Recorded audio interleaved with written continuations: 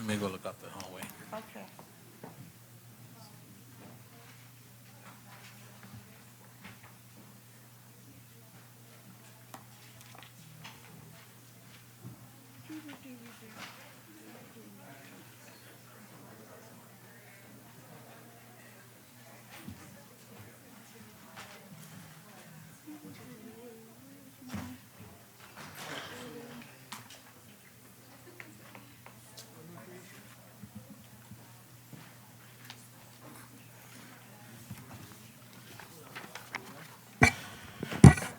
Okay, good evening, everybody. We're ready to reconvene our regular meeting.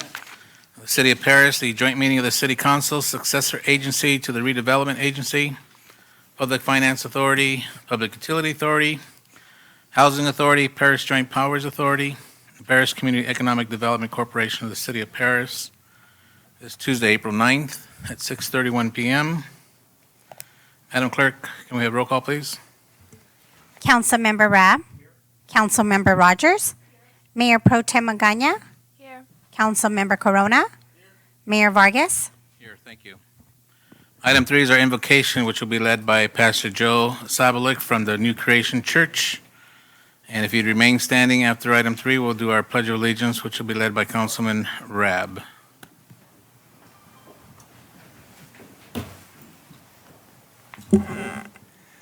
Let's have a word of prayer.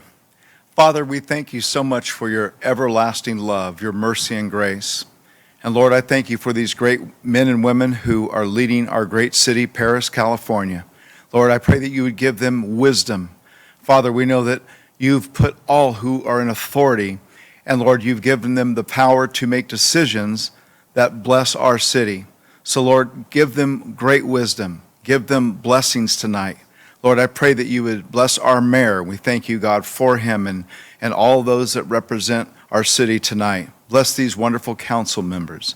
Lord, we thank you in Jesus' most precious, amazing name. Amen. Amen. Please join me as we salute our nation's flag. Put your right hand over your heart. Ready, begin. I Pledge allegiance to the flag of the United States of America, and to the republic for which it stands, one nation under God, indivisible, with liberty and justice for all. Thank you, Pastor, for leading us in our invocation.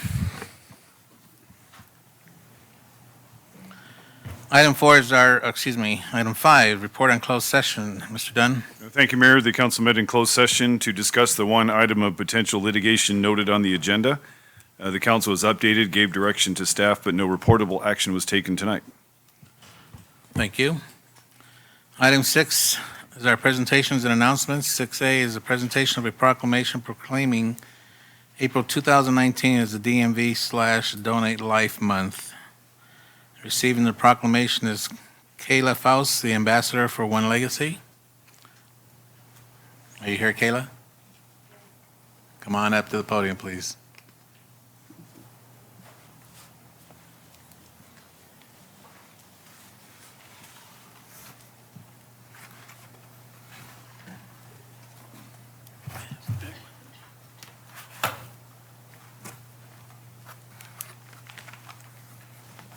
Good evening.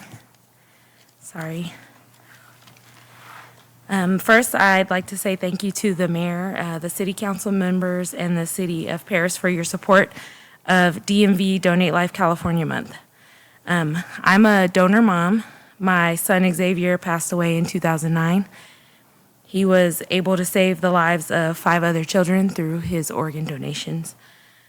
This program, the ambassador program, has affected me positively because I have comfort knowing that my son is a hero forever and that there are families besides our own that think of him daily and are grateful for his gift.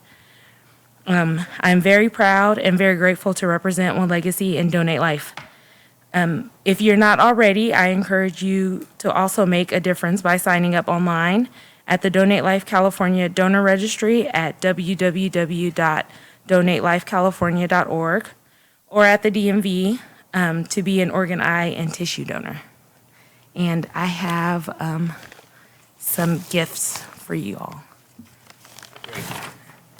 We're gonna step down to take a photograph, so if you want to hang on to that.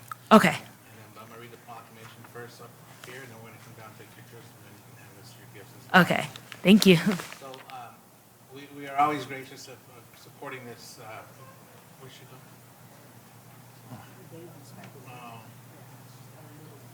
So we're always supportive of this, no doubt, and that's why we went ahead and.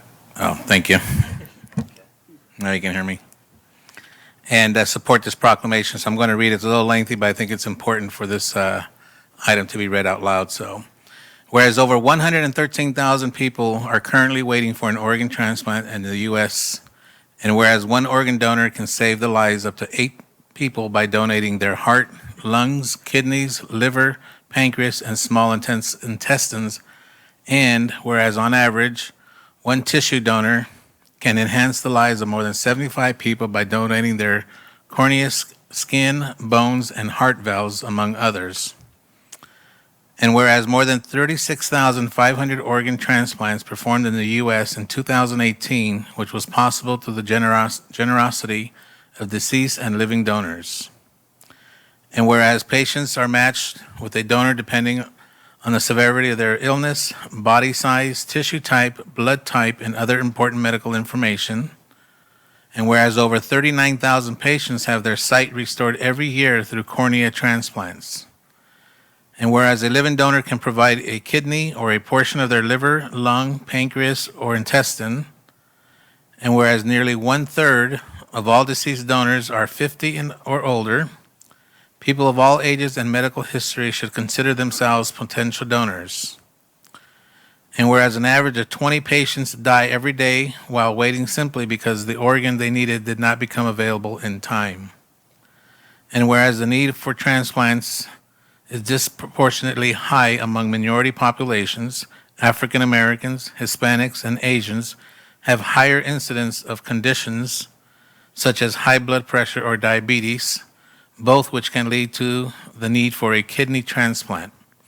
And whereas every major religion in the United States supports organ, eye, and tissue donation as one of the highest expressions of compassion and generosity. And now therefore be it resolved, the mayor and the city council of the city of Perris, California, do hereby proclaim April 2019 as the DMV Donate Life Month.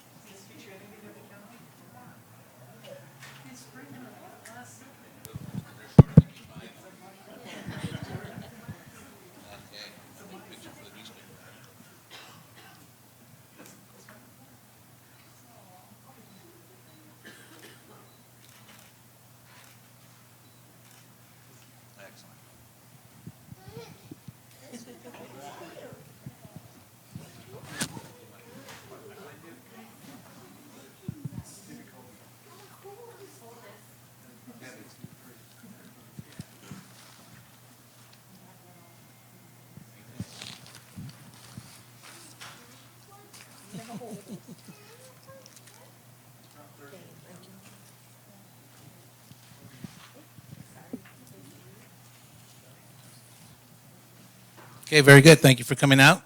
We appreciate everything you do, and we are very happy to support this special Donate Month. Thank you. You're welcome. Bye, sweetie. Say bye. Say hello to everybody. You want the mic? Say Hi. All right. Here, take a pen of the city. Here, sweetie. There's a pen for you. So you get a gift too, okay? Thank you. All righty.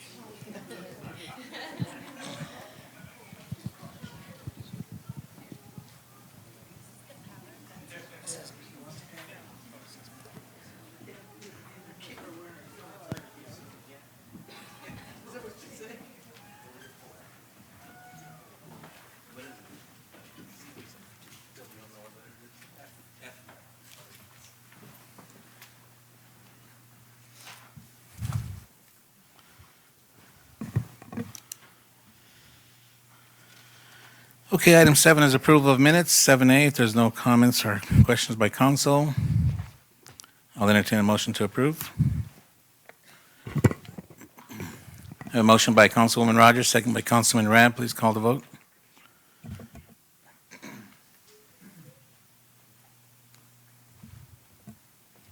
Five oh, motion approved. Thank you. Item 8 is our consent calendar. And before we get a motion, we're going to be pulling 8F for further review, and then we'll bring it back at a later time. Is there anything else that any council member would like to have pulled?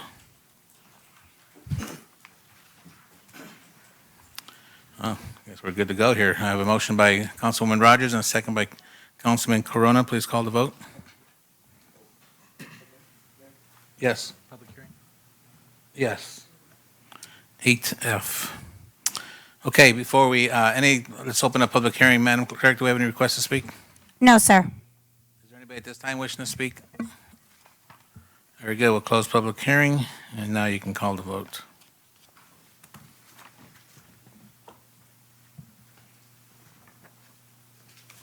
Five oh, motion approved. Excuse me. Thank you.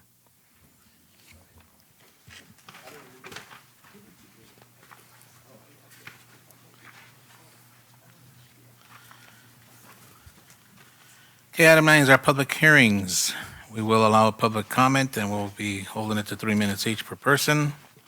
Item A is adoption of resolution number next in order regarding the annexation of parcels into CFD 2001-3. And this will be introduced by Ron Carr, our interim finance director. Good evening, Mr. Mayor, members of the council. The purpose of this item is to ask the council to consider the annexation into the North Perris Public Safety CFD. And at this point, I'd like to ask Mr. Daniel Louie from Wildan Financial Services to present the item. Good evening, Honorable Mayor and council members. These two resolutions are for the annexation of the Harley Knox Dispensary Project into the Public Safety CFD. On February 12th, 2019, Council adopted resolution number 5466 declaring the intent to annex and setting the public hearing date for tonight. Therefore, we request that 1, the city open a public hearing on this annexation. 2, if there are no protests, adopt a resolution calling for a special election. 3, since the property owner waived the waiting period, we may conduct a special election tonight. And finally, once the election is conducted, adopt a resolution declaring the results of the election, ordering the annexation, and recording the notice of special tax lien. I'll be here to answer any questions that you may have. Thank you, Daniel. Before I open up public comments, are there any clarification questions by council? Okay. Let's open up public comment. Madam Clerk, do we have any requests to speak? No, sir. Is there anybody at this time in the audience wishing to speak on this matter? Hearing or seeing none, we'll close public comment. Madam Clerk, can we have the open the ballots, please? First, you have to act to adopt the first resolution calling the special election. Okay. I need a motion to call the first resolution. I have a motion by Councilwoman Rogers, second by Councilman Corona. Call the vote.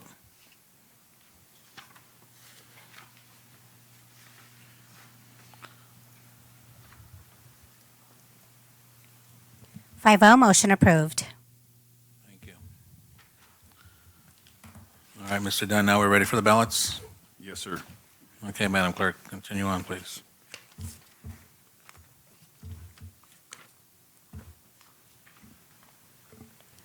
Community Facilities District Number 2001-3, North Perris Public Safety of the City of Perris Annexation Number 31, Special Tax and Appropriations Limit Election.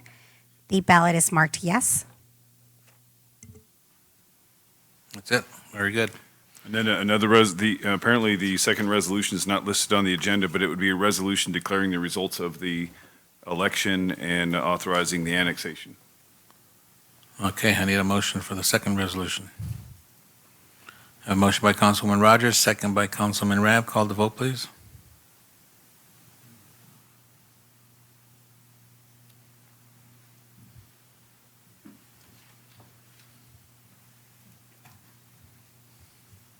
Five oh, motion approved. Thank you. So it's going to be the same procedure for the next one, Mr. Dunn? This one, yes, it will be. You could take the three resolutions. It's for a different development, the Harley Knox Dispensary. Okay, item B is adopt resolution number next in order regarding the annexation of PR 17-05194, the Harley Knox Dispensary.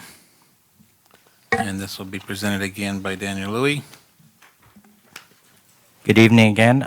This is actually the same development, the Harley Knox Dispensary. It's a commercial project of 0.88 acres. The annexation is to annex the property into the three maintenance districts of the city to pay for benefits and annual costs associated with the property once it's developed. The proposed maximum annual assessment for the project is $2,435.10. So on February 12th, the city adopted resolutions initiating the annexations, and tonight is the public hearing. So at this time, staff is asking the mayor to open and close the public hearing. Following the hearing, the city clerk can open the ballots. There's one ballot per district, and then following the balloting, if it's voted yes, council can consider adopting the resolution confirming these annexations. The process is slightly different because the other one was a special tax, so you needed the first resolution to call the election. But here, all that was set up in the prior thing, as Mr. Louie said. So this would just be opening the public hearing. Then a final vote. Okay, before I open up public hearing, council, do you have any comments or clarifications? Okay, we'll open up public hearing. Madam Clerk, do you have any requests to speak? No, sir. Is there anybody at this time wishing to speak in the audience? Hearing and seeing none, I'll close public comment. Madam Clerk, can you open up the ballots, please?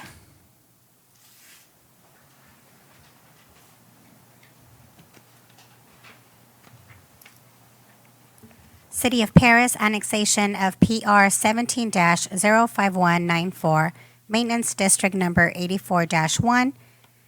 The ballot is marked yes.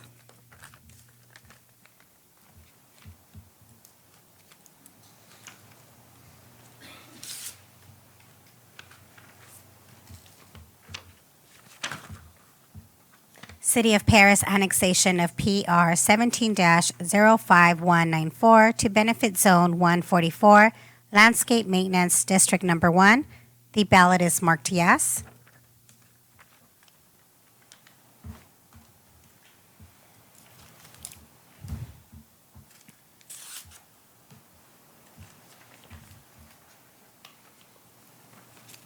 City of Perris, annexation of PR 17-05194 to Benefit Zone 110, Flood Control Maintenance District Number 1. The ballot is marked yes.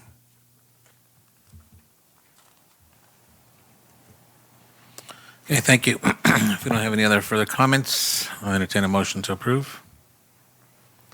A motion by Councilwoman Rogers, second by Mayor Pro Tem Magana. Call the vote.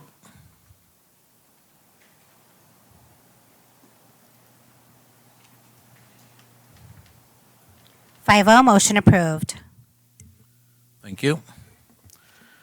Item C is to adopt an urgency ordinance number next in order and the first reading of ordinance next in order to amend Chapter 19.85 of the Municipal Code in its entirety to update and revise regulations for wireless communications facilities on public and private properties. And this will be introduced by Dr. Grace Williams, our Director of Planning and Economic Development. Honorable Mayor, members of the City Council, this item will be presented by Kenneth Fung, our Planning Manager. Thank you. Good evening, Mayor and members of the City Council. On March 20th, 2019, last month, the Planning Commission unanimously voted to recommend to the City Council approval of an ordinance amendment to comprehensively update Chapter 19.8.5 of the Municipal Code regarding wireless telecommunication facilities. The ordinance amendment was presented to address the significant changes in law implemented by the FCC back in September of last year relating to small wireless facilities in the public right-of-way. The FCC order notably changes and redefines a definition for small wireless facility in terms of height, size, and location. It also caps all fees that the city can charge for such facilities. It also imposes a shot clock review period for addition to small wireless facilities. When I refer to small wireless facility, it's the common theme is for them to be on streetlight poles. And also imposes a shot clock review of 90 days for new facilities. This new FCC order effectively becomes effective of April, just a couple days, a week from today. And that's the reason why we're proposing the ordinance amendment before you tonight. So the proposed urgency ordinance and the ordinance next in order is pretty much in response to the FCC order. To this end, the proposed ordinance amendment presents an entirely new administrative review process for these small facilities. With the following notable changes, the Planning Division now takes a lead role in approving these projects administratively instead of the CUP process. The ordinance amendment also recognizes there's certain parameters when they want to do a co-location that it has to be administratively approved. The remaining ordinance for telecommunication facility remains the same. As a separate city council policy was drafted to provide telecommunication facilities with direction in terms of design, location, and design requirements.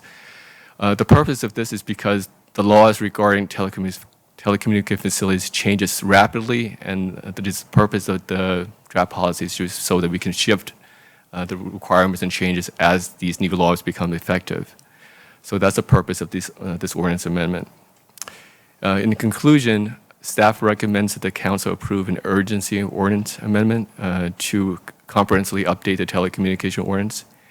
And also an ordinance amendment, also conduct a first reading of an ordinance amendment to pretty much do the same thing to comprehensively update the telecommunication ordinance. And to adopt a resolution action in order to provide the city council policies for design and regulation regarding these type of small wireless facilities. That concludes my presentation. I'm aware that I was made aware before the council meeting that there was an email that was sent to the council member regarding their opposition to the ordinance that's being proposed. Our legal counsel can better address that question. I can address technical details, but our attorney can better respond to that email that you got this afternoon. Thank you, Mayor, members of the council. We have received a letter from AT&T that was sent just this morning, and I note that it was sent only to the council, was not sent to my office or the city manager's office or to Mr. Fung. So, but I did receive a copy thanks to Councilman Rogers, and we've gone over it. And as Mr. Fung said, the new FCC order is going to preempt aesthetic requirements for these small facilities unless they're reasonable, no more burdensome than applied to other type of infrastructure, they're objective and published in advance. So the FCC still says that cities still have some room to apply aesthetic standards, and that's what our proposed urgency ordinance and the regulations do. The letter from the AT&T is 8 pages long, and that basically sums up the FCC order and then submits specific comments on various aspects of the urgency ordinance where they're going to say that it's more burdensome, but there's no real way of knowing what that is now. So we as staff, I reviewed it, we just disagree with AT&T's position at this time.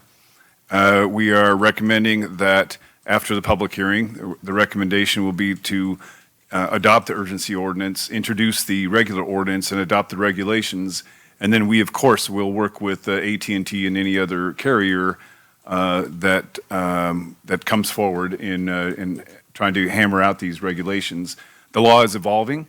There is currently litigation against the FCC order. I understand there's been a bill introduced in the House to overturn it. So I think that this is something that if the council needs to adopt because of the April 15th deadline, put something in place, and then we obviously work out anything as the law evolves. And I can answer any specific questions if you'd like, if you've seen the letter. Thank you, Mr. Dunn. Council, any questions?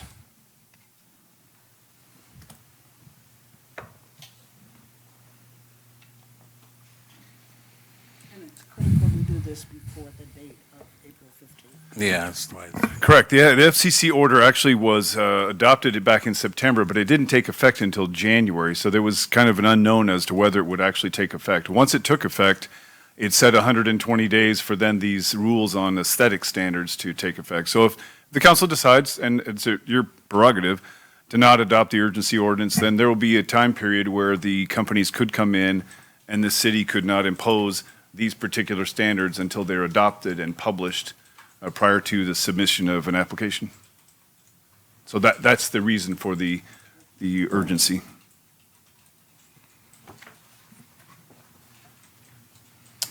Okay, any other questions? If not, I will open public comment. Madam Clerk, do you have any requests to speak? No, sir. Is there anybody wishing to speak at this time on this particular item? Hearing or seeing none, we'll close public comment.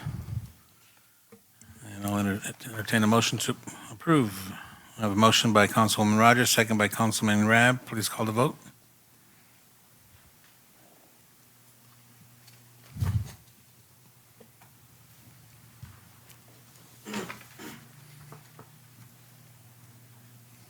Five oh, motion approved. Thank you.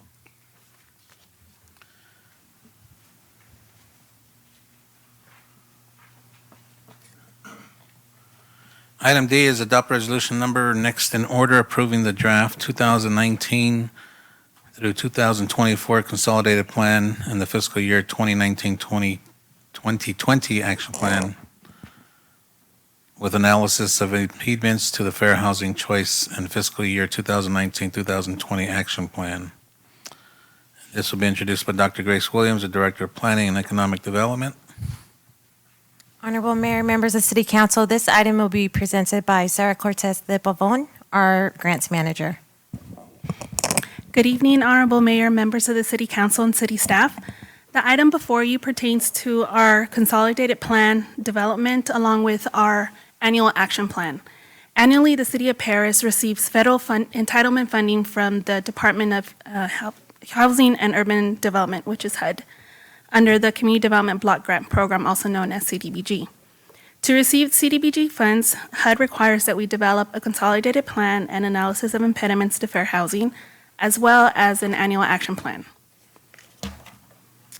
The consolidated plan is a 5-year planning tool for affordable housing and community development needs. It does require community input to identify housing and community development priority needs to address, ensure decent housing, create a suitable living environment, and create economic opportunities. The annual action plan is the 1-year planning document which summarizes the actions and the goals identified in the consolidated plan. It also identifies the specific federal and non-federal resources that will be used. Citizen participation and community input was solicited. Information booths were set up at the end of Summer Splash, Harvest Festival, and Veterans Day Parade, where community needs survey was provided to residents in both Spanish and English. We did hold 2 community meetings, one on October 18, 2018, and the other one on January 10, 2019. Additionally, we did hold a stakeholder focus group on January 10th of 2019. And the community needs survey was posted on the city website in both Spanish and English. Before you are the 6 categories of the survey. Below each category is the item that was identified as the highest need or priority by the residents of the City of Perris. So for business and economic development, the highest priority need was for attraction of new businesses. Healthcare facilities was ranked as a top priority for community and public facilities. Street and road improvements was the highest need for improved infrastructure. Education was the highest need for human and public services. For housing, the first-time homebuyer programs were the highest need. And under special needs, homeless housing was ranked as the highest priority need. So in the consolidated plan, we do outline 3 goals. For decent housing, we have housing strategies, and under that, we have objectives to rehab and preserve home ownership through our residential beautification program, as well as our senior home repair program. We also have an objective to expand affordable housing through the development of affordable housing through new construction, acquisition, and/or rehab. Our fair housing strategy includes providing fair housing services through the Fair Housing Council of Riverside County. Under suitable living environment, our homeless strategy is to improve access to homeless services through street outreach. As you know, SWAG does provide our homeless outreach services. For public service strategy, we do plan to provide community and support services for the elderly, youth, veterans, and special needs populations. For community development strategy, we'll focus our attention to public infrastructure and public facility improvements in eligible CDBG areas. And for our economic development strategy, we will create economic opportunities through micro-enterprise loans and grants. HUD has statutory caps on CDBG allocations. It's 20% of our allocation goes to planning and administration, 15% goes to public service, and then the remainder goes to non-public service projects such as construction. The application period for the upcoming year ran from December 11th of 2018 to February 4th of 2019. We did receive 20 applications, 14 for public service and 6 for non-public service. This included 12 nonprofits and 4 city departments. On February 26, 2019, the City Council created the CDBG Subcommittee. This subcommittee was charged with reviewing the CDBG applications and provide funding recommendations. Before you are the recommendations that subcommittee has proposed. We are working off of receiving an allocation similar to what we received this year, which is $956,438. For public service, that equals out to $143,465. The recommendations are as follows. Fair Housing Council of Riverside County for our Fair Housing Program at $26,000. The Boys and Girls Club of Menifee Before and After School Program for $15,000. Family Service Association Senior Nutrition Program for $20,000. Oak Grove Center Full Steam Ahead for $10,465. Life Lifters International Community Life Program for $15,000. Perris Valley Youth Association Mentoring Program at $30,000. Love for Life Association Unbreakable Project for $12,000. And the Perris Community Economic Development Corporation Military Employment Program for $15,000. For non-public service, the allocation would be $621,686. Perris Engineering Office for their citywide sidewalk improvement project for $250,000. The Perris Community Services Department for gear getting everyone to actively ride for $130,000. Habitat for Humanity Senior Minor Home Repair and Maintenance Program for $30,000. The Perris Community Economic Development Corporation Micro Enterprise Financial Assistance for $100,000. The Perris Community Economic Development Corporation for Commercial Rehab Program at $111,686. And the cap for administration and planning of the program is 20%, and that equals to $191,286. Next, I would like to introduce Veronica Tam from Veronica Tam and Associates, who put together the consolidated plan as well as the analysis of impediments to fair housing. She will provide a brief overview of the analysis of impediments.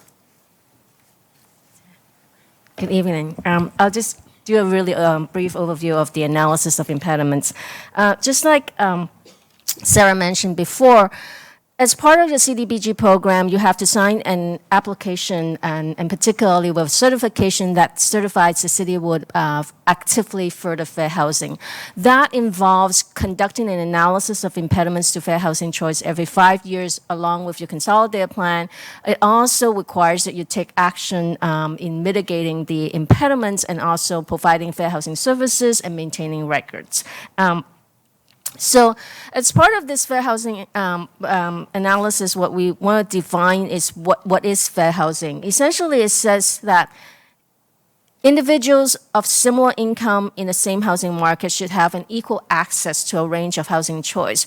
What we want to do is make sure that discrimination in your community is reduced and mitigated. But one thing we do also I want to emphasize in the analysis of impediments is that specifically affordability, even though housing is very emotional, people, feel very strongly about having housing, affordable housing, affordability in itself is not a fair housing issue, because the fact that you are not able to afford housing doesn't mean that you've been discriminated against, because low income is not a protected class under federal and state fair housing laws. In looking at Perris, the city is really, you're growing in population that's steadily increasing, and it has become more and more Hispanic in terms of the population. Now you're at 70-something% Hispanic, 10% about blacks, and about 4% Asian. Those Asians and black population has relatively been stable, but Hispanic population has increased over the years. And your housing prices are generally more affordable compared to other Riverside community, but it still doesn't mean that every household would have equal access to housing. When we're looking at a lot of the data and a lot of the comments provided from the public, there are certain things that we recognize. One being home improvements. There's a great need for home improvement in your community. Your housing stock is getting older, but a lot of households are having a hard time accessing home improvement loans. They had the improvement loans approval rates have remained relatively low for all types of households. But in terms of home ownership, though, Hispanic households, even though it's one of your largest community population group, they have the lowest home ownership rate within your community. And when they apply for loans, they also tend to have the lowest approval rates, regardless of their income level. Also, another thing that is interesting, too, is your community. A lot of communities have the similar pattern. They're increasingly being more reliant on subprime lending, which also indicates that providing for home ownership assistance may be something that the city may want to consider as a need in your community. Housing discrimination has continued. That is not a surprise to everybody, because it is a pattern throughout the country. What is also consistent with the state and the regional and even the country-wide kind of patterns is that housing discrimination against persons with disabilities has increased or persisted, and then harassment against seniors has increased because the rent has increased so much in recent years. And so a lot of the comments that we got back is landlords tend to like to get rid of seniors so that they can rent to somebody who can afford a higher rent. We are also required to look at your land use and development regulations as a practice, and whether that would be able to facilitate and encourage a variety of housing in your community. There has been a lot of recent changes to state law, and so that's something that the city would have to continue to keep up with. Your density bonus, accessory dwelling units, those are the things that the city would have to continue to keep up with state law, and they have continued to change over the last couple of years.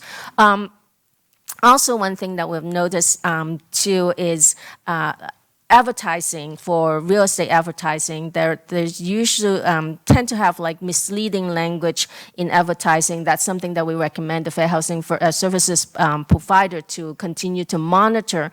When you advertise for real estate, homes for sale or homes for rent, the description should really limit to the physical amenities of the home, not the preference for a particular group. So some of the language in advertising, again, pretty consistent throughout the region or even the state.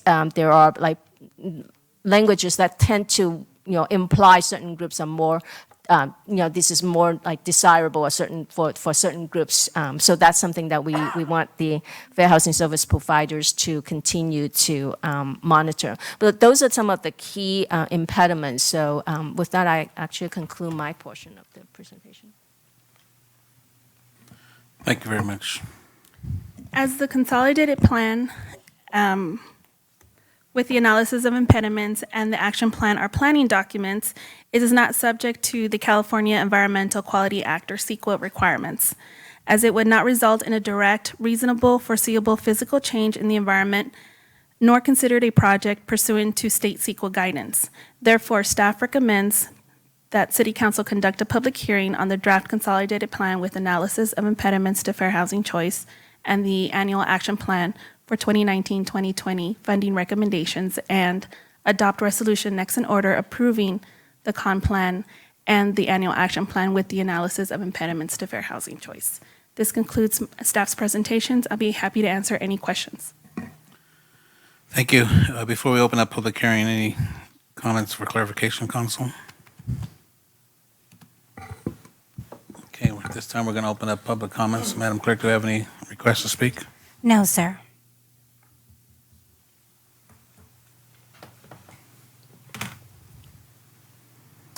Is there anybody at this time wishing to speak? Okay, we'll close public comment. And I have Councilman Rab on the queue, wish to speak. Yes, thank you. This is more of a point of clarification for those watching at home and in the audience. As part of the CBDG funding, I saw $15,000 was going to the Boys and Girls Club of Menifee, and that's for them to help secure a location in the city of Perris, correct? It's to provide before and after school care for City of Perris residents. As under the guidelines for the CDBG program, the city has imposed a restriction that funds go to incorporated City of Perris residents. Thank you. And once again, thank you for the presentation and the reports regarding the fair housing. It was very informative and insightful. Thank you. Councilwoman Rogers? Yes, just one quick question. We haven't received the allocation of funds, and it's my understanding that it could possibly vary, so we may have to review this again at a future date. Is that correct? Correct. The recommendations were based off what we currently received from HUD. However, our allocation could increase slightly, it could decrease, so we will have to revisit the allocations. Do we know when we're expecting the final allocations and the information on the final amounts? So in speaking to HUD, I did ask to see if the shutdown was going to affect. They seem very confident that it wouldn't. So tentatively, we are scheduled to go for final approval on the May 14th City Council. However, it could change. Last year, we did go in June. Thank you. Mayor Pro Tem Magana? Thank you, Mayor. Just for clarification as well, the first-time homebuyer assistance program has been suspended due to lack of funding.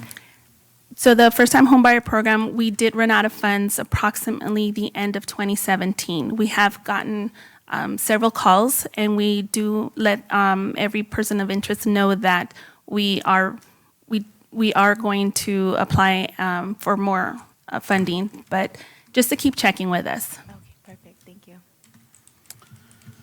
Okay, thank you, Ms. Cortez de Pavon. Good presentation. And staff for all your work on this project as well. Okay, if there's nothing else, request or entertain a motion to approve.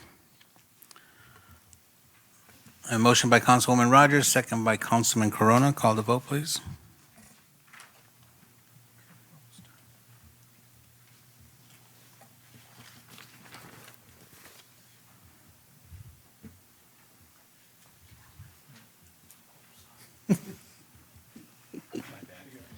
Five oh, motion approved. Thank you. Item 10 is our business items, which does not require a public hearing. 10A is the annual overview of the Sheriff's Department's operations. This will be introduced by Police Chief Greg Fellows.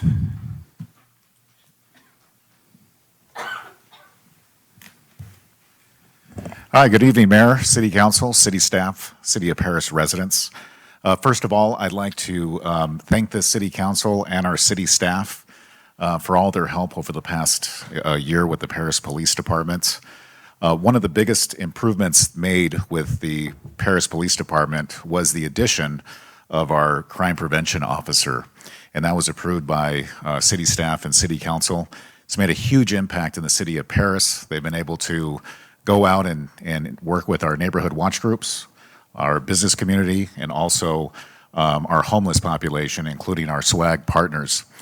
And that deputy that was selected, he was hand-selected for that position, and his name is Donis Crawford. He's actually serving as your bailiff this evening. So I'd like to publicly thank Deputy Crawford for all of his service to the city of Perris.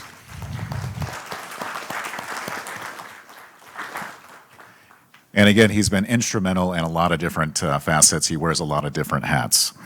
Also, it's been an honor to be assigned to the Perris Station since 2015 and serve as your chief of police since 2017. We've made a lot of progresses, even with some of the challenges, some of the fiscal challenges we've had in the county of Riverside. So tonight, Lieutenant Mike Portillo is going to present our annual report to give you some additional information. So I thank you very much. Thank you. Good evening, Honorable Mayor, members of the City Council, members of city staff, and residents of Perris. I am going to report on the 2018 stats. We're going to cover police contract services and current staffing levels, Part 1 crimes update, calls for service, population response times, traffic collision stats, community services, and moving forward. Okay, our current staffing levels are 24/7 coverage. We staff 160 patrol hours per day and 48,777 reported incidents for 2018. Currently, we're roughly about 0.82 officers per 1,000 residents. We've got 33 sworn officers, 1 dedicated sergeant, 3 dedicated accident investigation officers, 4 dedicated 4 dedicated special enforcement teams, and 2 city gang officers, 1 canine officer, and 1 dedicated crime prevention officer, and that's Deputy Crawford. That covers 1.77 lieutenants, 7.79 sergeants, 7.24 detectives, for a total sworn of 63.80. Now, the points, obviously, we don't have 0.7 of a lieutenant, but that basically covers round the clock. I am your dedicated lieutenant. We have a lieutenant over investigations, so that pays for part of him, and then also for traffic team. Okay, we've got 7.38 community service officers, 1.33 sheriff's service officers, 2.02 accounting staff, and as you see, it just goes down the list. I don't want to read off of this. So that equates to 63.80 sworn and 28.57 non-sworn officers for a total police staff of 92.37. And our budget is just under 19 million for 18-19. Okay, Part 1 crimes. Part 1 crimes are, so the FBI established this back in the 1930s, and uniform crime reports basically so we can get a trend across the nation. There's 8 Part 1 crimes, and that's broken down by homicide, rape, robbery, aggravated assault, which that would be like an assault with a deadly weapon, and it also covers domestic violence, burglary, larceny or theft, motor vehicle theft, and arson. Now, these are the stats for the past 8 years. What we're looking at for the most part is we're looking at 2017 and 2018, how we compare. So we did have an uptick in murders, rapes, robberies, and assaults. Violent crime is up, but burglary is down. Auto theft is up, and a lot of this has to do with, as far as property crimes go, has to do with the revamping of the criminal system or the jail system. A lot of these crimes are not,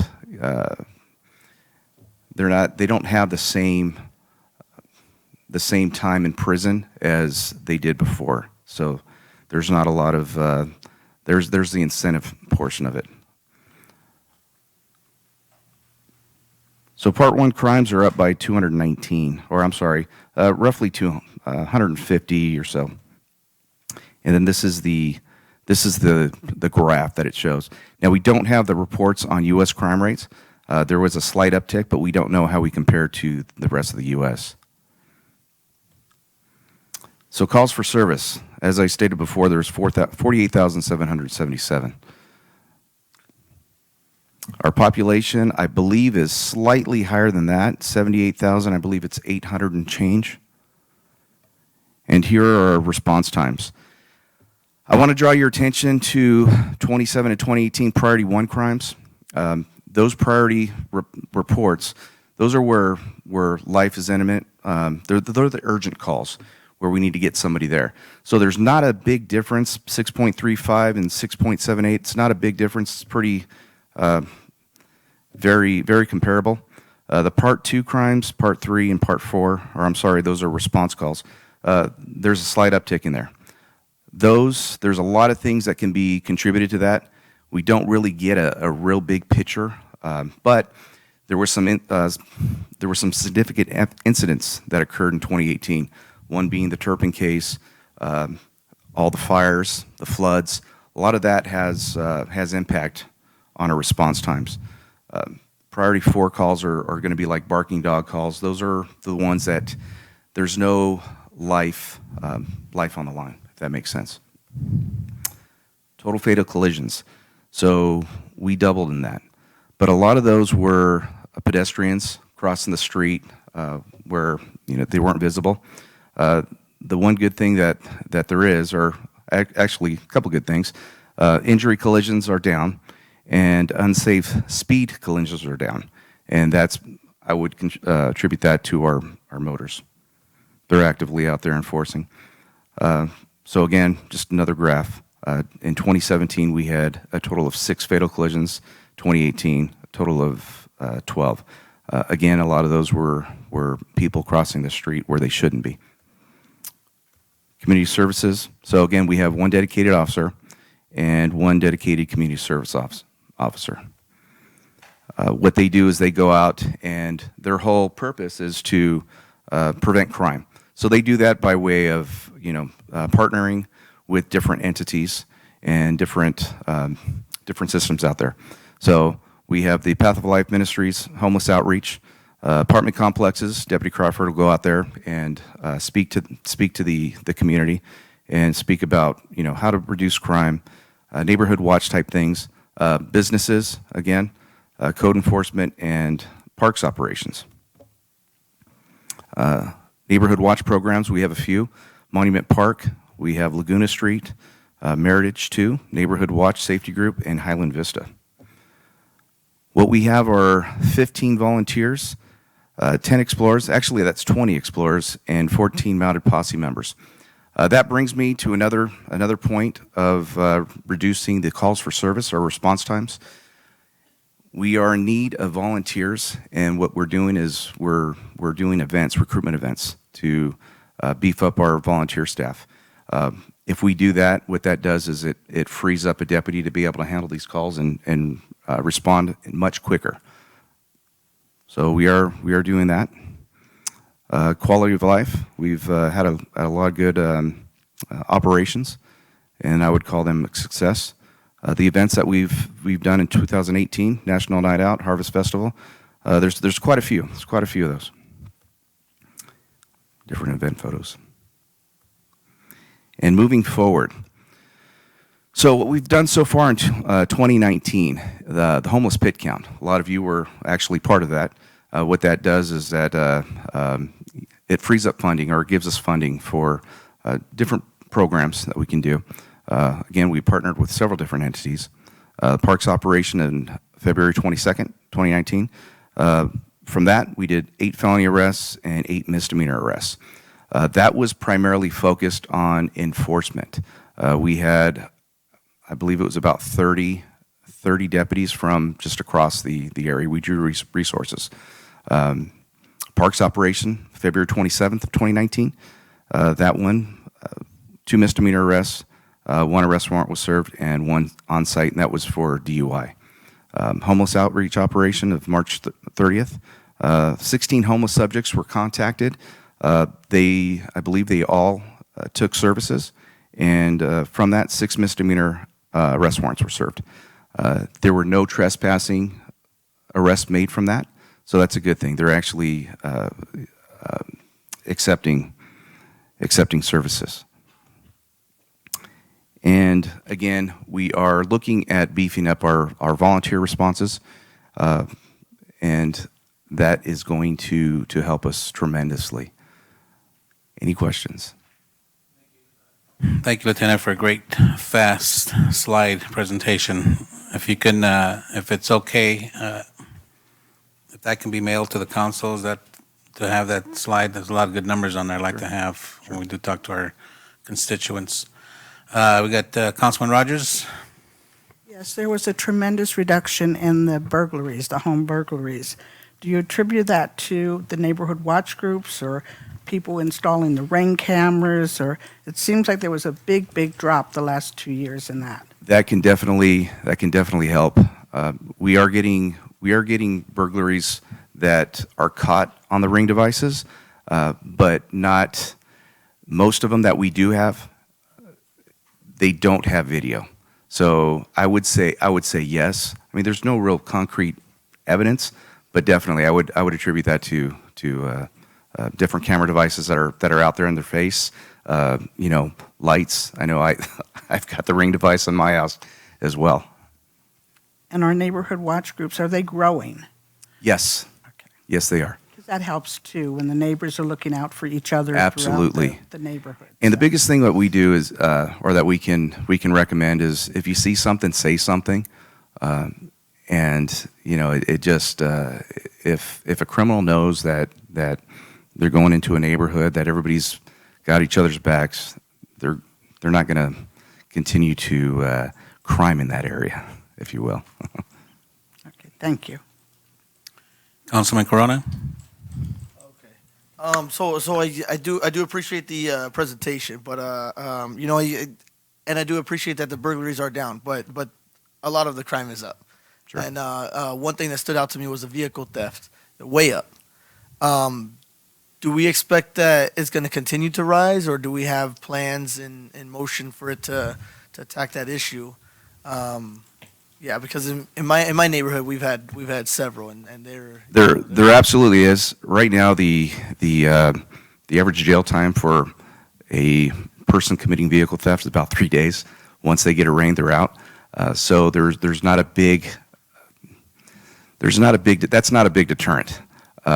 But what we are doing is we're looking at citywide camera system that reads license plates, and that can significantly reduce not only vehicle theft, but also in recovering the time it takes to recover a vehicle. So we are looking at that. Yes. But it's going to take the city's help. Councilman Rab? Yes, I'd just like to thank Lieutenant for a very insightful presentation. And I can attest, based on my private employment, that vehicle thefts have risen dramatically over the last 2 years. 10851, a vehicle code violation for stealing a vehicle, is a county prison case, meaning if you are sentenced to prison, you will be doing your time locally and you'll be getting most likely half-time credits. I do believe that if we do install the vehicle reading plate system, it will help us solve crime. I've seen it work in Yucaipa and other locations. So once again, thank you for your insightful presentation. I do think we have a lot of challenges here in the state with the ability to actually prosecute and get criminals convicted of various crimes. But it's good to see that some of the crimes are going down. Thank you very much. Thank you. Some of the numbers are ugly, but to remain transparent, that's what they are. We do have a plan in place. In fact, just to speak about response times, those are actually coming down this year. It can be one major event or incident can significantly impact response times across the board. So don't let that scare you. It doesn't give you the overall big picture. Really, those can be explained. But again, as far as the 10851, the vehicle thefts, that's across everywhere, not just Perris. It's all over the place. Thank you. Can you take us back to the response time slide? Sure.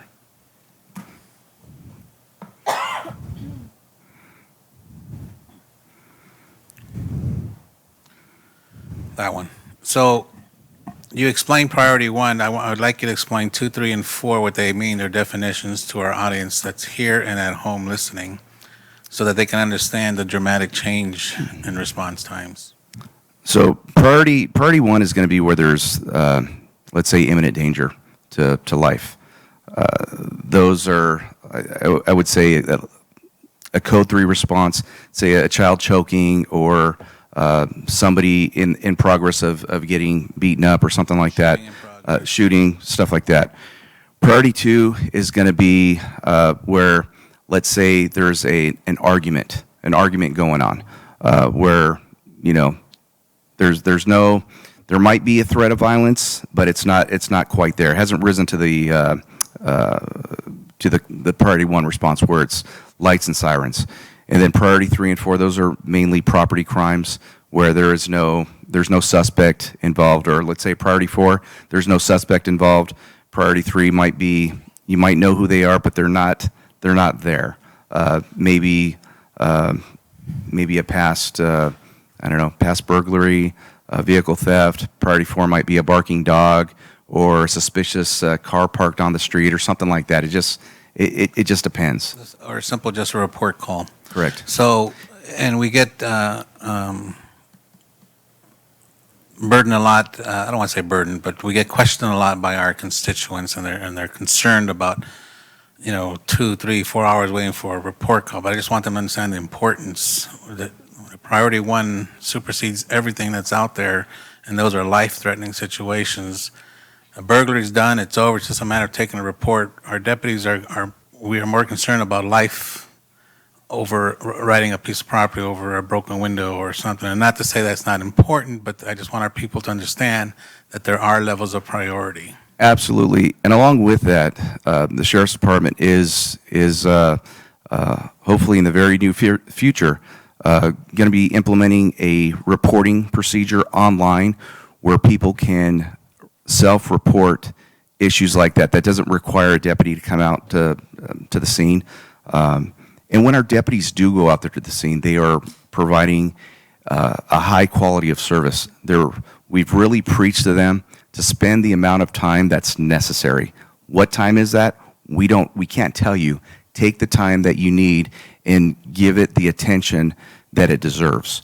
So although the priority 1s are roughly about the same, priority 2s, again, once a deputy gets there, they're taking the time to dust prints. They're taking the pictures, they're documenting it, and we are catching the criminal in a lot of those cases, whether it be getting video. And that's another thing that we have an idea of. We're trying to work that. It's in its infancy state right now, but we're looking at different things like that to help catch the people that are committing these crimes. They say that a very small percentage of the criminal population is responsible for the majority of crime.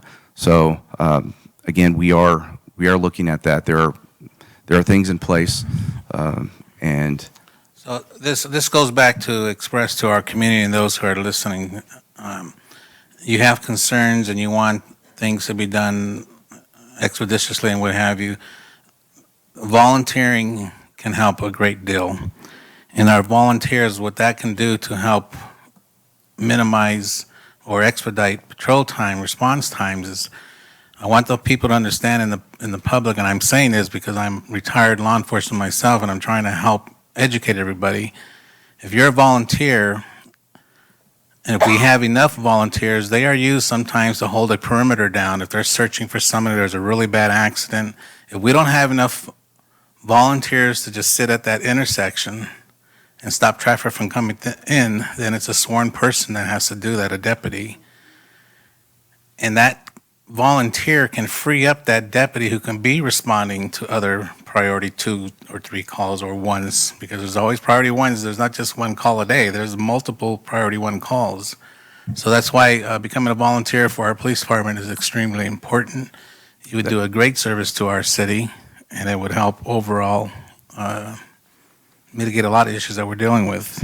That's an excellent real-life example. If we do, like, let's say one of these fatal crashes where somebody was crossing the street in an unmarked area, we might have to close down 4 different intersections, and that's 4 different deputies. If we have the volunteers that come out, then the deputies are able to go out and handle these calls, thus reducing the response times.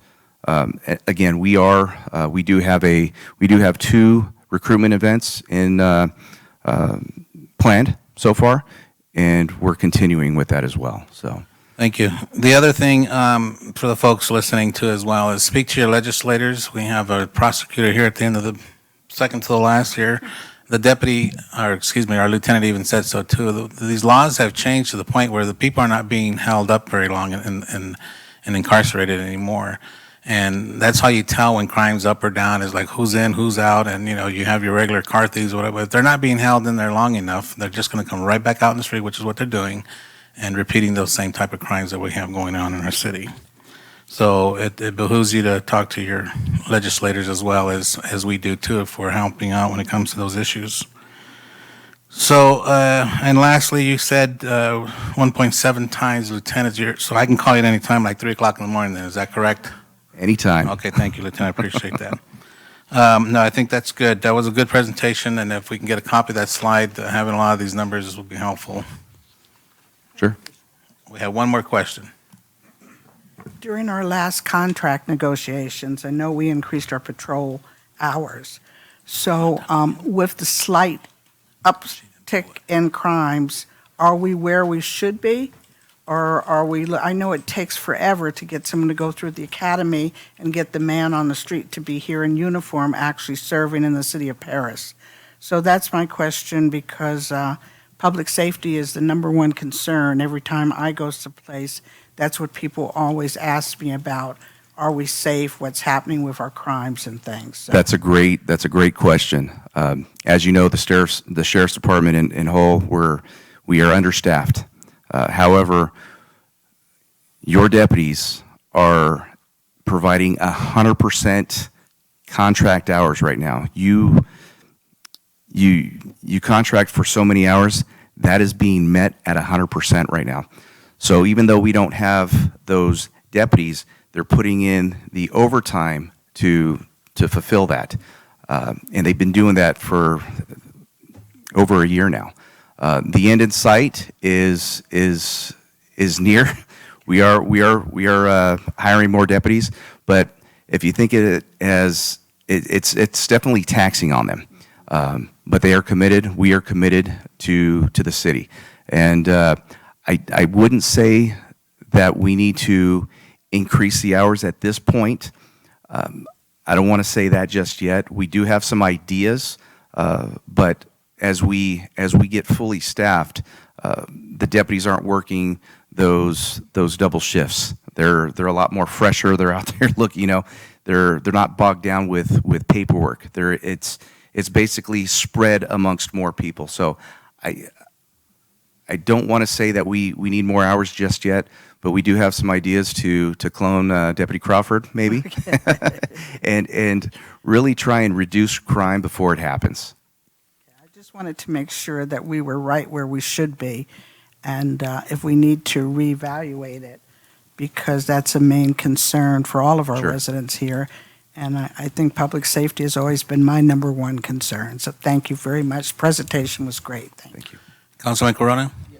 I'm trying to see if we could go back to the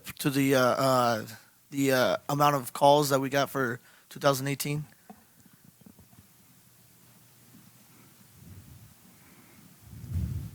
think it was like a graph. Right there, that one. Okay. So for some of our constituents who may be kind of confused, because I'm a little bit confused as well too. It seems like we got less calls for 2018, but our response times have gone up significantly. If you look at the amount of, again,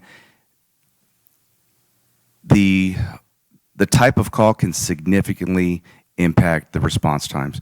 So we had an uptick in fatalities. That draws resources. The Turpin case, that draws resources. It takes a lot of deputies to handle that particular area or that particular scene. So yes, we definitely are down. We are down in calls for service. However, again, that's why I said the response times don't paint an accurate picture of it, really. Again, one particular significant call can significantly impact those response times. So let's say a call pens for, 5 hours, something like that, because of something significant. Now we're talking a priority 4 call or something like that. Well, that's gonna impact it across the board. It's gonna compound it. If that makes sense. And we didn't have just one significant incident. We've had several of them. So So I guess going back to my colleague, when she was saying, I know as a council we voted for more officers Sure. or for more time.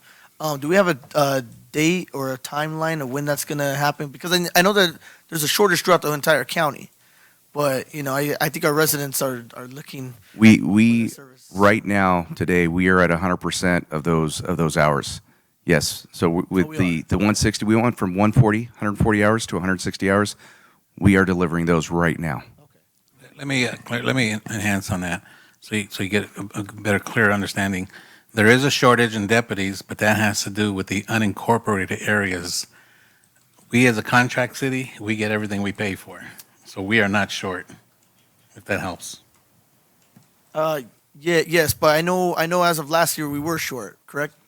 I It took a believe while to get in. I believe last year we were contracting for, it was 140, and then we're going to make the jump up to 160, and there was some forgiveness time with that. But yeah, we are delivering that 160 hours per day. And the extra 20 hours or so started when? I believe that was in October-ish, thereabout. Okay. Well, I guess we'll just see for 2019. Thank you. Mayor Pro Tem. Thank you, Lieutenant, for your presentation. A common concern we hear from our residents is about speeding. Is there anything you can share with us to help us do your job? And again, thank you so much for what you do for our community. Absolutely. Well, thank you. As far as the traffic, I'll bring it up. There was quite a few of the deaths that were attributed to people crossing in areas that they shouldn't have been crossing, blind spots and things like that. We're actually down in total injury collisions. We're down, about 20. And as far as unsafe speed collisions, we're down a pretty good amount. So our motors are out there. They're high visibility.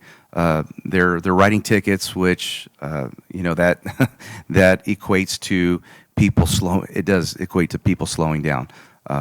Unfortunately, they can't be everywhere, but we do. When we get complaints, then we'll send our resources where they need to go. So, we can always increase a motor. That can help significantly. But the numbers, again, they are down. They are down. Even though the fatals don't show it, if you knew the backstory behind it, again, people crossing in areas, some of them couldn't have been avoided, or they could have, but it would have been by the person not crossing, and there was a few of those. Okay, Lieutenant, that's it. Everybody's good. Thank you very much for a great presentation. Thank you. Chief, thanks for coming out. Okay, item 11, public comments. Madam Clerk, do you have any requests to speak? Yes, sir. Jose Velasco.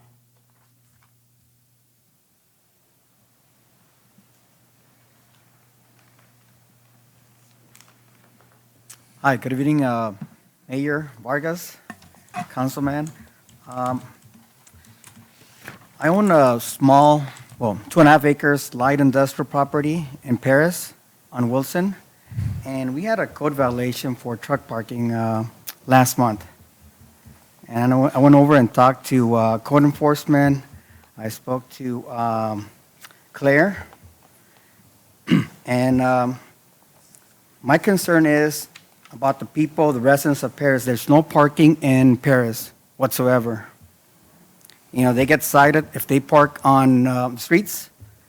One of my friends, he used to park on Commerce Street by Ramona or Perris Boulevard, which is a industrial area, and he got cited. Okay, so I got a couple friends that park on my property, which it's a big property, 2.5 acres. And we got a violation for parking, which I don't think it's fair. I think we need parking for the residents of Perris. Most people work as truckers. They leave home at 4 in the morning, get back at 6 p.m., and the only parking is either Ontario or Fontana, which is 30 miles, but with traffic, it's at least an hour each way. Okay? So I'm here to ask you, I know your ordinance says that there's no parking on the city of Perris, but the city is growing. You know, we're building those major buildings, warehouses, 1 million square foot. Actually, I get knocked on my property. You know, they want to buy my property because they want to build this huge building there too, okay? But there's no parking for all those people. There's no parking for the truckers,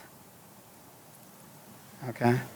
So I know Richard used to work in planning before, and him and I years ago had something. But I'm asking for your help. If you guys can change that ordinance or help us out. If there's people that own big lots, why not allow them to park one truck at least? Okay? If you don't allow me to do that, at least build something from the city or have somebody with money that can build a parking area for trucks. Okay? That's my concern. So I'm here basically for them. You know, they don't want to talk. They're shy. I'm nervous too, so. But, you know, help us out. Thank you, Mr. Velasco. Chris Palena.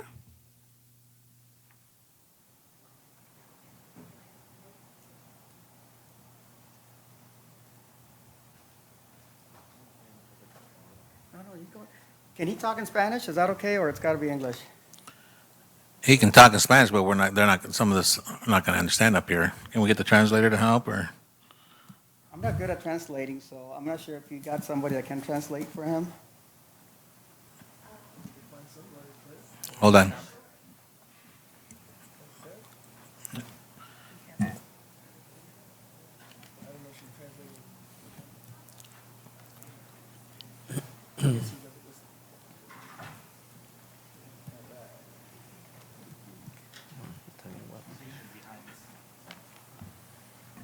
It's our secret compartment.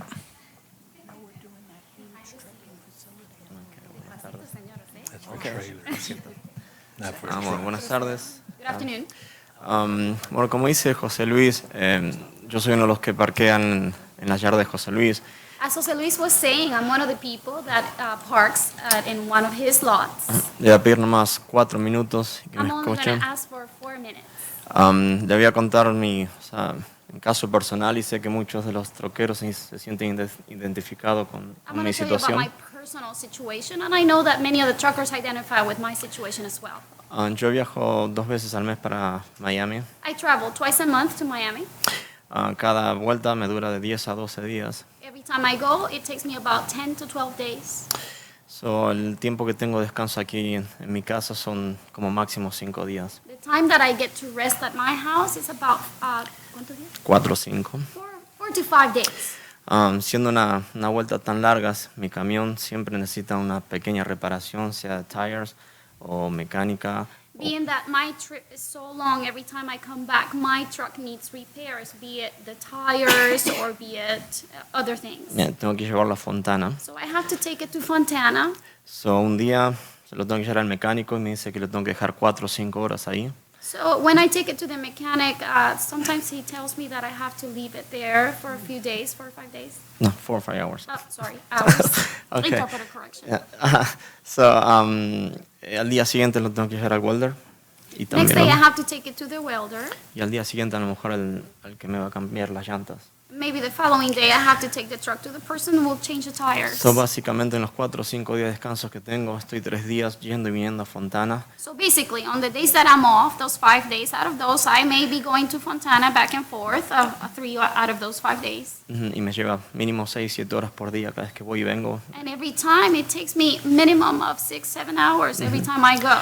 Como papá de familia, So as the father of my family, as the estando 10 head o of the 12, household, estando 10 o 12 días afuera, uno lo que quiere es en los días de descanso poder estar con su familia. well, evidently on those days that I'm off, I want to spend time with my family. Y lamentablemente si no nos permiten parquear aquí en Perris, cada vez es menos el tiempo que yo puedo estar con mis hijos. Sadly, if you don't allow for us to park here in Paris, then it's very little time that I have to spend with my children. la semana pasada mi hijo cumplió 18 años y Last week, my son turned 18. y en los últimos 4 años, si cuento todos los días de corrido que yo vi a mis hijos, tal vez fueron 2 o 3 meses de todo lo que los But in veo. the last few years, if I count all the time that I spent with my children, you could say that it's been only 2 o 3 meses. 2 or 3 months. So, los troqueros prácticamente movemos el país. Cada producto que usted ve aquí, a lo mejor una silla So o la ropa, truckers basically move the country. a todos los productos que ustedes van a comprar, sea su ropa, su comida, todo llega a la tienda gracias a, All the a products los that you go camiones. buy, food or clothing, everything that goes to the store, we move. So, imagínense ustedes aquí después de una jornada de trabajo de 6 o 8 horas, quieren ir a Walmart a comprar su comida o So su meal, imagine, after you work 6 or 7 hours here, you want to go to Walmart to buy your food or whatever. que it nosotros may be. llevamos ahí, Those are the things that we take there. que el Walmart le diga, no, sabes que ustedes no están dejando de estacionar a los troqueros aquí, vayan a comprarlo a Fontana. Imagine if people at Walmart would tell you that you are not allowing for truckers to park here, so you're going to have to go to Fontana to buy your items. So maybe ustedes van a estar cansados de estar 8 horas aquí, imagínense ir 3 horas a Maybe Fontana y you- regresar. Maybe you feel tired because you're here for 8 hours, and then you have to, on top of that, go to Fontana. Okay. So, al lado de la yarda de José Luis abrieron un dispensario de marihuana. So next to Jose Luis' lot, they open a marijuana dispensary. So, con la mano en el corazón, todos sabemos, dicen de que es para tratamientos medicinales. Yo he estado ahí They mirando. say that this is for medical treatment, and I've been there observing. Ajá. Y vemos que con la mano en el corazón, 90% de la gente que llega ahí son todos jóvenes que a lo mejor van a comprar para ponerse bien. And we notice that, about 90% of the people that go there are young people that are Que there no to lo usan buy, para medicina. and they're not using it for medical treatment. So, nosotros que prácticamente simplificamos la vida de todos, yendo a la tienda y poder comprar cosas que nosotros llevamos, nos están complicando. But we, the people that are helping in the country by taking items to the store and making everybody's life simpler, are not finding it easy. Y o sea, aquí le están facilitando como un dispensario que creo over que no here, they're making cumple it con los easy. requisitos que tendrían que cumplir, For these people that are buying the stuff in the dispensary, ¿qué dice? que habilitan un negocio que creo que no cumple con todos los requisitos. And Tienen you're- 2 escuelas elementarias a menos de 1 milla de You're distancia. allowing for this type of business to be there with schools that are there, I believe, that with schools that are less than 2 miles away from the area. So, nosotros no pedimos que nos dejen hacer cambios de aceite en la calle, que nos dejen. Nosotros no pedimos que la ciudad nos deje hacer cambios de aceite del troque en la calle, So we're not asking for the city to allow us to change the oil of our trucks on the street. ensuciar la ciudad con and aceite, to dirty the street, hacer the cambios city, de llantas en la or change ciudad. the tires Lo on the único que street. pedimos es un espacio donde poder What we're estacionar nuestro asking truck. is for some space so we can park our trucks. Esto es lo que pedimos. That's all that we're asking for. Okay, gracias. Thank you. Anybody else? That is all. Is there anybody else at this time wishing to speak on any matter? Come on up and state your name.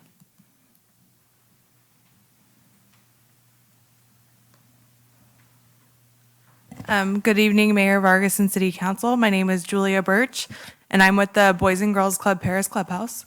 I'll make this quick. I just wanted to thank everyone for coming out to our Take Flight event. Sorry, I'm just getting over a cold. For coming out to our Take Flight event and supporting us, where we were able to raise over $15,000. And I just wanted to thank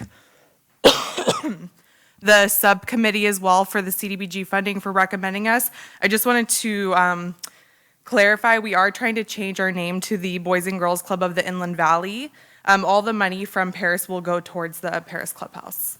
And that's it. Thank you. Thank you so much. Thank you. Feel better. Thank you.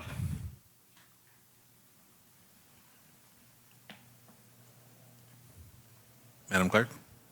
That is all. Okay, if there's no one else, we'll move on to item 12, council communication. Councilman Reb? Yes, thank you, Mayor.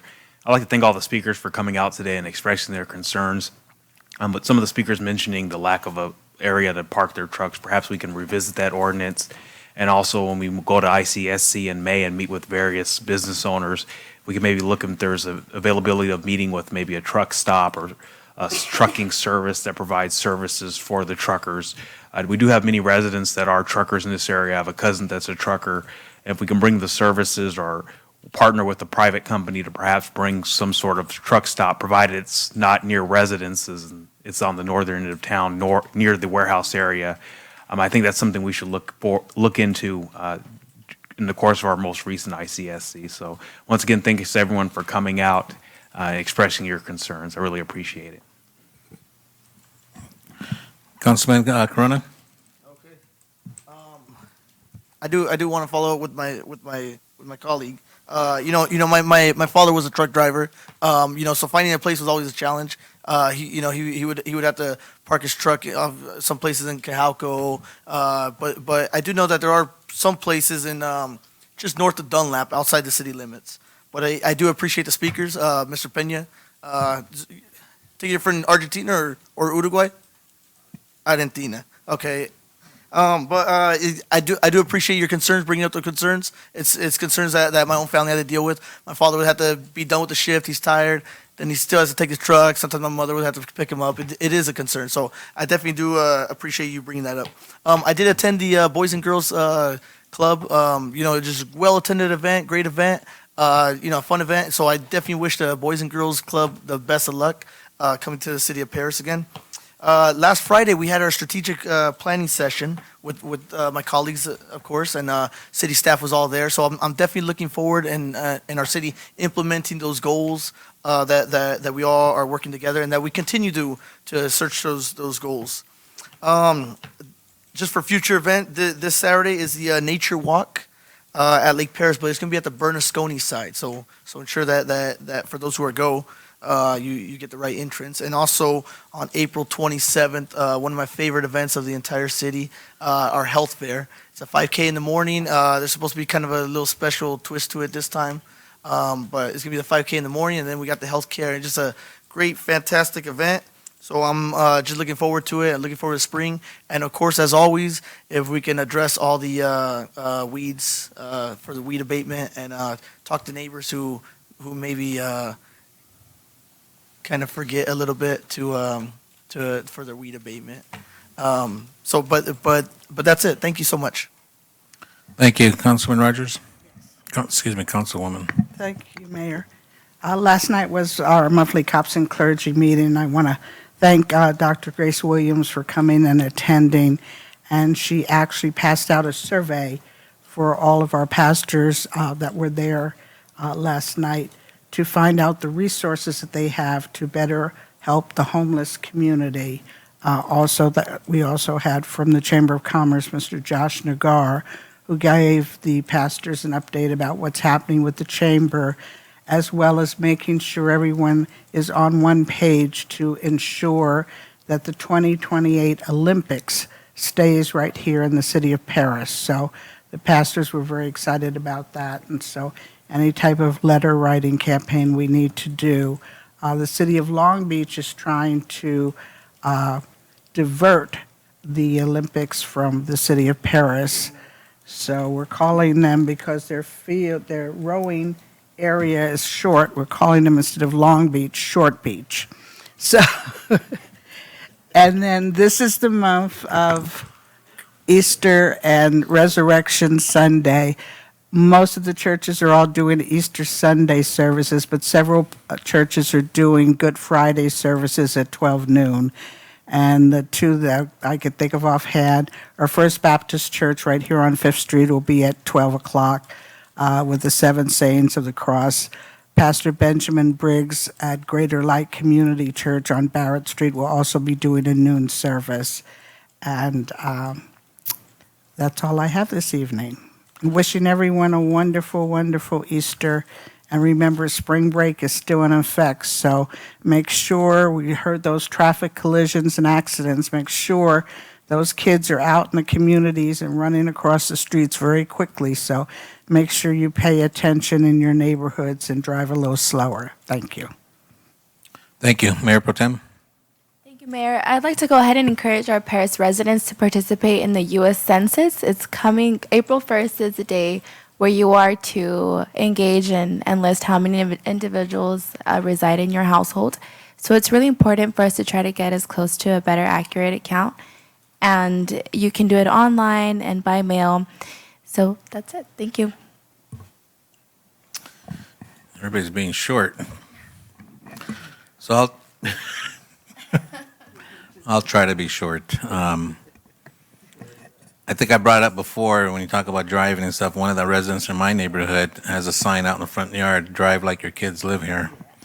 The Olympics, just to piggyback, we're doing a campaign style like we did with In-N-Out. So when you see something, and I'm talking to everybody, our listeners out there, when you see, Chambers is just the one that's taking the lead on this, and when we do a video on Facebook, you need to blast it, share it, share it, share it, share it. Just some real quick history. Councilwoman Rogers hit it on it, but Long Beach is only 15,000 meters. 1,500 meters. You need 2,000 meters for an Olympic-size rowing event and kayaking sprint event. We are the only city this side of the west of the Mississippi that has a permanent year-round 2,000-meter facility at Lake Perris that runs perpendicular with the dam. And I went out when they had their rowing competition a couple of weekends ago and talked to the Canadians and a lot of different folks in here. They are ecstatic about Lake Perris.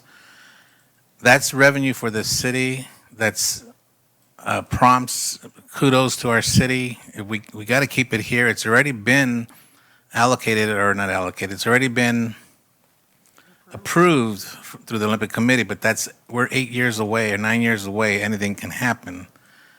Short Beach trying to come out here and take it from us is, I mean, I don't know what, they would have to actually reduce the procedures, policy for the Olympics and reduce it down to a high school scale of 1,500 meters. Well, this is not a high school event. This is the United States Olympics, World Olympics, right? So we need to keep it at 2,000 meters. So I'm just trying to say is when we see things pushing out from the Chamber of Commerce, please share it like we did with the In-N-Out campaign. That made it all the way to the news, to local news, so we can do the same with the campaign for the Olympics. So in reference to going over everything I did, I just want to mention a special ribbon cutting for the California Mini Mart. They opened up their Crispy Crunch chicken chain inside their little market there on 4th Street behind the 7-Eleven. And might I say that Cajun chicken tenders are the bomb, if you know what the bomb means.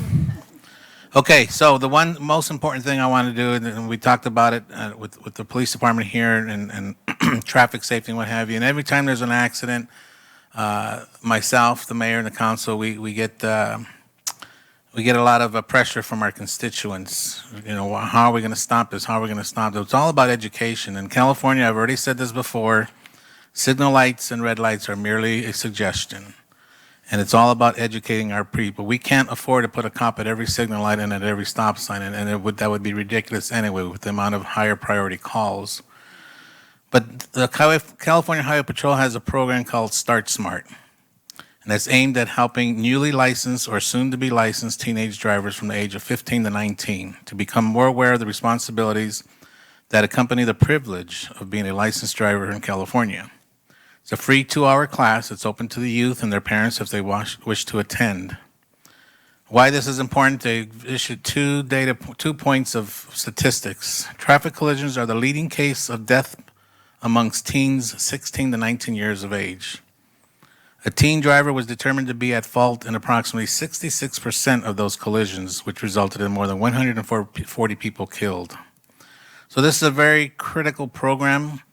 And I've spoken to the chief of our Inland Valley CHP office that's located in Riverside, and I'm working together with their public information officer who puts on this class along with staff. We're going to be meeting, and hopefully we're going to try to bring that. They're willing to come out and give this program free to our youth and our community. So I just want to push that out there.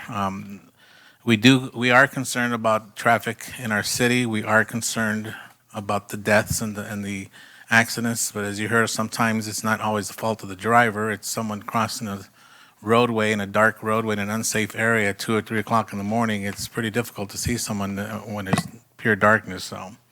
But anyway, that's just another means of trying to help reduce some traffic collisions that we have in here in our city, and reaching out to our youth and explaining to them the importance of being behind that wheel. All right, I will end there and let our city managers report. And I'll be very short. Hold on. Sorry. Truck drivers. Perdón. So across the freeway, you have the Arco gas station truck stop. I don't know what the situation is there. If you can look at it, they're all shaking their head no. So, but I'm just saying for the time being, but I agree with everybody here. We will look at it. If you have a big enough piece of property, you're sitting on a 1 acre, 2 acre lot, there's got to be some type of possibility of looking into having a truck park on the back side of it where it's not exposed in the front. Because I understand your concerns, but I also understand the concerns of community members who don't have trucks and they don't like seeing trucks parked. Some trucks are parked in the driveways, they're parked in they back them up against the driveway, and the engine's going over the sidewalk. The kids can't even walk. You know, there's pros and cons. Everybody, you have a right, and they have a right to what they're saying. But we will, you've already heard it from 3 people here at this council, we'll have staff look into it and see what we can do to try to help you guys out. Fair enough? Okay, thank you. All right, City Manager, you're up. Mr. Mayor, members of council, I think the nature walk was already mentioned. It's at 8 o'clock at Lake Perris at the Bernasconi entrance. We also are having our breakfast with the bunny this Saturday. There are limited seats left. I believe the 8 o'clock showings are already full, but we have a 10 o'clock breakfast, which I would suggest you buy the tickets tomorrow because they're selling out quickly. If you can make that, there is a Easter egg hunt in the front grass area in front of City Hall, and that is free. If you want to get a picture with the bunny, it's $3. If you want to take your own picture with the bunny with your own camera, it's free also. And that concludes my report. Thank you, Mr. Mayor. Just for clarification, though, I thought the breakfast starts at 9. First seating. Is that correct? The first seating is 9. Is 9? It's Okay, sold good. out, though, so the second Don't have to wake up seat- so early. I think there's like... And don't 10 forget, following that is if you're interested, we still got the Thomas the Train going on at the Orange Railway Museum. Okay, if nobody else has anything else, our next item is 14, which is our adjournment. I'd like to adjourn our meeting in memory of Sergeant Steve Lican. He's the CHP sergeant who was run down by a motorist while he was stopped handling an investigation of some type, whatever. He lost his life on, I believe it was Saturday or Sunday? Saturday, at the Saturday afternoon. So our thoughts and prayers to his family and to the CHP family as well. We are adjourned. Thank you, everybody, for coming, and thank you for our households that are watching us live.